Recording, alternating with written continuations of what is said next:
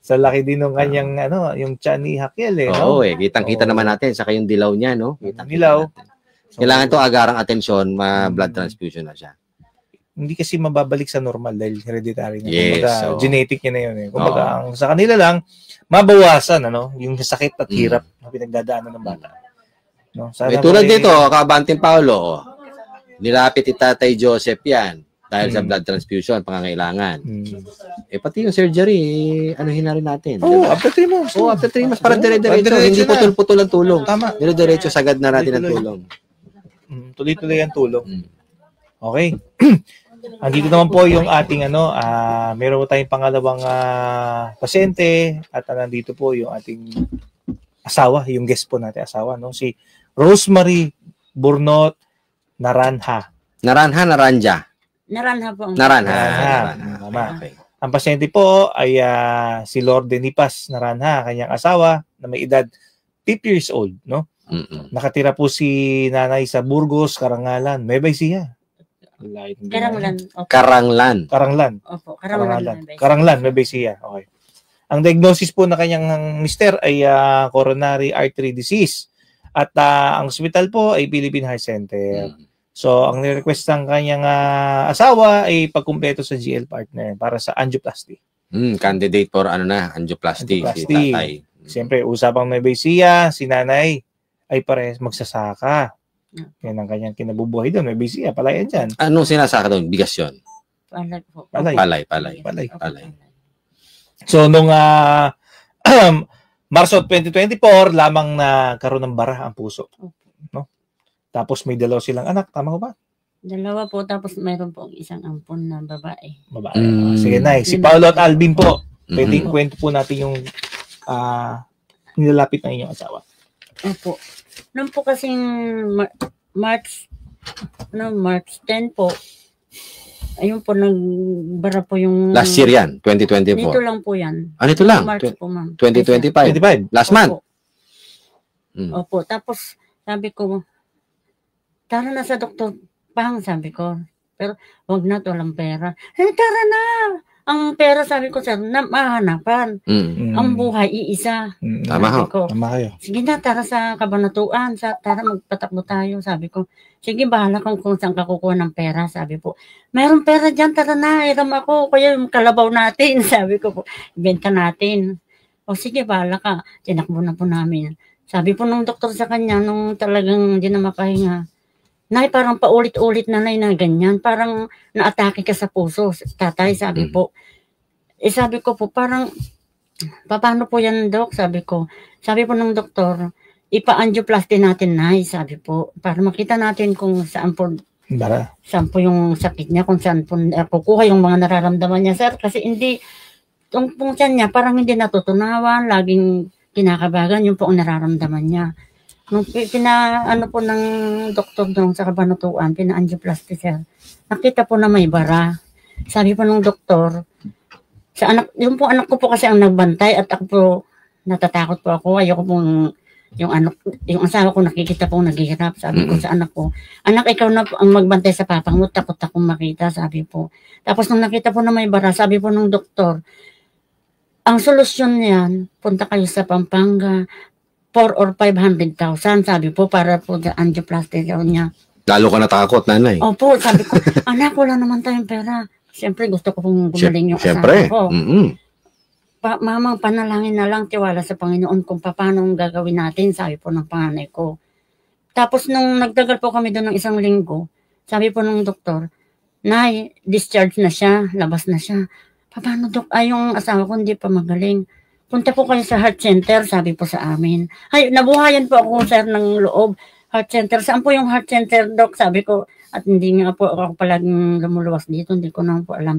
Sa Manila po, sabi sa akin, doon po kayo magpa-opera. Naku, opera. Sabi ko, natatakot na naman po ako kasi opera. Hindi na, sabi naman po, angioplasty raw. Ay, salamat. Nabuhayan po ko ng loob na hindi po delikado pala. Kala ko, bibiyakin po. Doon po, kasi naninilbos po, bibiyakin po kayong asawa ko mamamatay. Yun po ang iniisip ko. So ngayon po, si tatay ay nasa heart center. Hindi pa po Nakapal. tayo. Nasa Nuevo Ecija pa. Nandun pa po kasi sabi sa quotation po kasi 329. Kaya sabi ko po, Nabuo nyo na po yung tinatawag. hindi pa po, kalahati lang po ang Nabuo nyo. opo. Kaya Nabuo nyo. pumila po ako sa Ako Bicol. Ay, opo, kahapon. Kahapon. Nakita po ako nila, ma'am, Galing po kayo ng People's Day. opo, Sa doon Lunes, po sa Congress. sa Ako Bicol. Kaya sabi po, Paano yung po nalaman yun? mga kondin po, mga doon po, naririnig-rinig ko po, sabi po ng Saan? Sa Heart Center? Opo, Anong naririnig pangalan ko po nung, Marites? Ang pangalan nung, saka Naririnig Marisol. ko po, Saka kaya sabi Marites. po nila, Marites. sir, kaya sabi po nila, lumapit kayo, ganito. Ako po, wala naman po ako alam dito sa Manila, yung kapatid ko manang, sabi ko, samahan mo ako, sabi ko, kahit na hindi ko kaya, siyempre, para po sa mahal mo sa buhay, yung asawa mo, gagawin mo po. Para Siyempre, kung oo, saan lalaban mo, oo. ka pupunta. Mm. Lakas loob po ako, sir, na talagang kung saan pwedeng lumapit. Ganun So, po sa nagbakasakali lang. So, Nana, Opo. yung nagmarites sa'yo, tama. Di ba? Opo, Oo. kaya may maganda rin pong idudulot yung Ang Marites, Oo. oo. Hindi Marites Spanish yun. Marisure. Marisol. Marisure. Opo, ganun po Pero, talaga. Nay, matanong ko lang, no? Paano po nagkaroon ng ganyang kalagayan si tatay? Sa kinakain ho ba? Hindi ko po, sir, alam O, kasi siguro yung mga masipag dulong siya nung eh. kinakain niya. Kaya, Masipag siya, sir. Baka ganun na rin. O kaya, sa pagkain po siguro.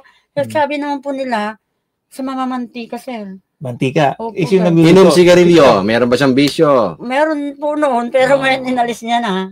Okay. Siyempre, after mo magsaka partner, di ba? Mm-mm. After nun, gin ang masarap. Glock ang kasunod mo. May pulutan doon sa mga... Yung mga papaitan daw. Papaitan, Yung ah. daw mamantika raw Masarap po yun. yan. Kaya, iwas muna sa mantika, sabi sa asawa ko. Tama. Nandyan na. Ngayon tayo, iwas. Siyempre, Wala, ayan eh. nandyan na yung, Ah. niya, yung tumbara niya. Pero ngayon po hanggang yun, nagsasaka pa rin kayo. Inanon po namin, binatiwan na namin. Tapos siyempre po siya, yung Bantay mo pong na. hawak namin na bukid noon, siyempre po, nakikiporsintuhan po kami.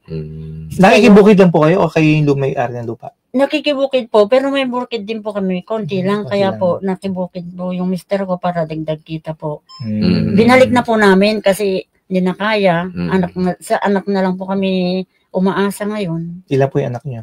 Ayun nga po, Dalawa. tapos isa po yung adapt ko. Adapt. Yung ilan taon na sila? Yung pong adapt ko, 9. Yung pong panganay po, 28. 24 naman po yung pangalawa. Sila po yung nagkatrabaho na rin. O yung pong kwan ko, Nakakatulong naman Opo, sa kami atin. pong inaampun na nila. Oo. Doon na po kami nakatira. Mababait ang mga anak ninyo. At Opo. least dinadamayan kayo. Opo. Kayong magulang. So, Babae, lalaki? Pares pong lalaki siya. Lalaki. Oo, Okay. lalaki. At least, nakakatulong. Napapakinabangan ni nanay. Opo. Ano mag-asawa? nanay, yung hubang nalikom ninyo, na naitabi niyo na ninyong pondo ay nakuha niyo ba ito saan? Ito ba Sa aming congressman po. kay sino ba ang congressman? Biolago po. Okay, Sa okay, Nueva okay, Ecija. okay. Okay. Okay, so may kulang pa kayo ng 180,000 Opo. para matuloy Ayun na po yan. nga po yung inaano ko para madagdagan na po para ma-angioplasty na po. Ma-schedule na. Opo, kasi sabi po ng doktor sa amin noon, sa lalong madalahing panahon na Mm-mm. huwag nyo nang ipagtagal, sabi Tama. ko. Kaya, Kasi bara. siyempre Tama. po, yung puso mo talaga bilang ina, gagawin mo po. Siyempre. Sabi sa lalong madaling panahon. Opo, sinabi po sa amin. Kaya Sige. sabi, nagpasama na po ako sa kapatid ko, Manang, sabi ko, punta naman tayo, samahan mo ako, ikaw nakakalab, ako walang alam dito kung saan ang address. Kaya, yun po, yung ate ko, kahit na anong, sige, tara, Si Mr. po ilang taon? 50 po, Kayo po ilang taon na? 53 po. 53. Mas Mas matanda kayo, no? Ito na kayo. Oo. Nabola mo, sister mo. Yan po, Nabola mo. Hindi po parang kwan din po, parang kaedad din po kami kasi kwan siya sa bukid. Sa bukid. Diba, Mature nag-love po story siya. nyo. Opo, sa bukid. So, sa habang langit. kayo ng palay, nagkakatingin na kayo. Oo, ganun. Pag ganun, sa kabukiran. Masipag po kasi sa bukid yun, halos walang bakante. Pag nananghalian kayo, magkatabi kayo. Masarap po Naghihimay ka niya pumunta ng sa ulam. bukid, araw-araw, ganun, sinasama ko siya. Hmm. Nag-aalaga siya ng kalabaw, kaya nga po yung kalabaw namin, ano importante, basta maipagamot ka, sabi ko. Oo, tama. Tama yun. Tama. Ay, yan yung bumabalik. Mm. Lahat yan Opo, bumabalik yan. makukuha, pero nga po yung buhay nga. Tama yung sinabi Yun mo. po Oo, isang Isa beses lang na. yan. Opo, sir. Sinabi Tsaka ko asawa mo sa yan, di ba? asawa ko. Mm. Opo. siyempre. Mabait na asawa nyo kasi mukhang hindi kayo perwisyo sa kanya. Hindi po, Tinitsura nyo. mabait po siya. O, tinan mo. O, Mabait. kung iba yung asawa niya, let's see ka. Ay, ano. Sorry po. Mukhang may dinadala si kaibigan Paolo. Ilagay narinig ko eh. O, partner, ano bang solusyon dati ngayon? Sinabi na nga ni nanay. Kasi ako ito si nanay, nadadala ko eh. Sinabi na nga ni nanay Rosemary na ang sabi ng doktor, sa lalong madaling panahon, kailangan maisaayos, mapa-operahan, mapa-angioplasty si tatay, no? So, ilalong madaling panahon na rin natin yung tulong. Di ba? Opo, salamat po, sir. Oo, yung kulang na yan, sasagutin na yan ng serbisyo publiko sa Abante Radio sa lalong madaling panahon. Oh, salamat, sir. Kasi plano ko po, kung meron na, kinabukasan po, tawagin ko na, punta na po kami rito. Antayin nyo na. Kasi Opo. ayusin na po. Ipoproseso na natin to, nanay, no? Sa lalong madaling panahon. Di ba? Hindi abot ng buwan yan. Hindi abot ng buwan. Opo, sir. Salamat. Ready mo na Maraming si salamat tatay, po ha? sa inyo. Opo. O, antabayan na yung aming mga staff ng serbisyo publiko. Tawagan kayo. Okay? Opo, sir. May mensahe po ba kayo, tay? Ay, mensahe ko po sa inyo. Salamat po kasi marami kayong natutulungan na kagaya namin na nangangailangan. Kung hindi po ako pumunta ron, hindi po ako nakilala. Hindi Pasalamatan nyo rin si Marites at saka si Marisur. Si Marisur. Diba?